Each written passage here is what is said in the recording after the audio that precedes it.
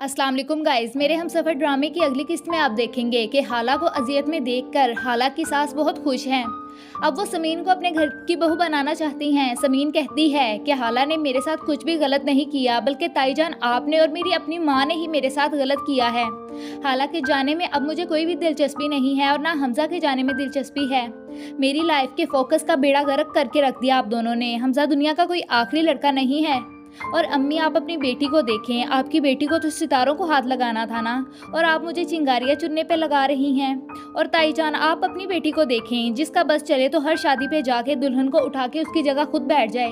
ये सब कह के समीन वहाँ से चले जाती है। दूसरी तरफ हाला को बहुत केयर की ज़रूरत है, तो हाला के वालिद हमजा से कहते हैं कि हाला मेरे साथ जाएगी, मैं अब और कोई रिस्क नहीं ले सकता।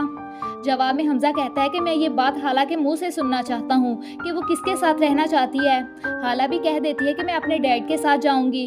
मरियम कहती है कि हमजा घर से हाला की रिपोर्ट्स और कुछ कपड़े ला दो।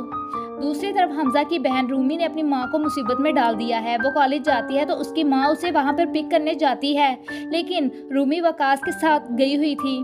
वो अपनी माँ को कॉलेज के बाहर देख लेती है। वो छुपते छुपाते कॉलेज के अंदर जाती है तो बाहर आकर ऐसे फील करवाती है जैसे कि वो कॉलेज में ही थी, लेकिन उसकी क्लास फेलो आकर सब राज खोल देती है कि रूमी, तुम आज कहाँ पर थी? तुम्हारी बेस्ट फ्रेंड को आज चोट भी लग गई, लेकिन तुम कहीं भी नज़र नहीं आई। रूमी फील करवाती है कि वो कॉलेज में थी, लेकिन रूमी की माँ को सारी सच्चाई पता चल जाती है। वो उसको मारते हुए घर लेकर जाती हैं।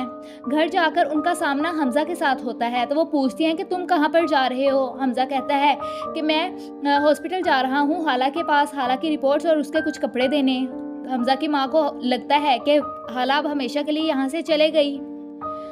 हमजा फिर हाला के पास आता है और हाला से कहता है कि टेंशन ना लो, बस अपना ख्याल रखो, सब कुछ ठीक हो जाएगा। और हाला, अगर तुम खुरम के बारे में मुझे खुद अपने मुंह से बता देती तो मैं तुम्हारे सामने ढाल बनकर खड़ा हो जाता। जवाब में हाला कहती है कि मैंने क्या बताने की कोशिश नहीं की, लेकिन हाला को किसी ने नहीं समझा, क्योंकि हाला एक धोखेबाज लड़की थी।